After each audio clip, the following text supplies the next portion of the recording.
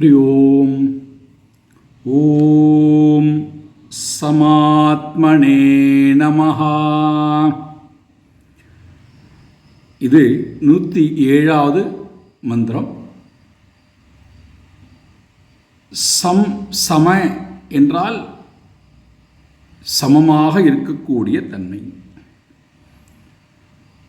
ஆத்மா எல்லா ஜீவராசிகளிடத்திலும் இறைவன் சம ஆத்மா என்று சொல்லும் பொழுது எல்லா ஜீவராசிகளிடத்திலும் இறைவன் சமமானவனாகவே இருக்கின்றார்.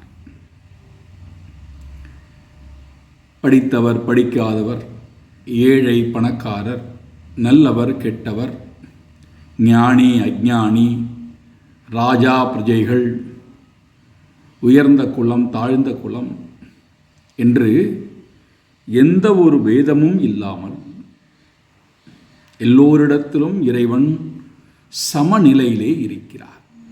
அப்படின்னா என்ன அர்த்தம்?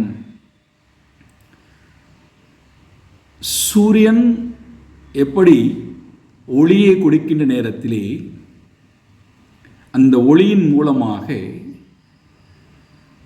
நல்ல செயல்பாடுகளும் நல்ல சிந்தனைகளும் நல்ல எண்ணங்களும் நல்லவர்களும் இதே சூரிய ஒளியில்தான் வாழ்கிறார்கள். அதே சூரிய ஒளியை பயன்படுத்தி கெடுதலான எண்ணங்கள், கெடுதலான சிந்தனைகள், கெடுதலான செயல்பாடுகள் எல்லாம் நடக்கக்கூடியதையும் பார்க்கிறோம். ஒருவர் சூரியனை ஆராதிக்கின்றார் சூரிய நமஸ்காரத்தின் மூலமாக.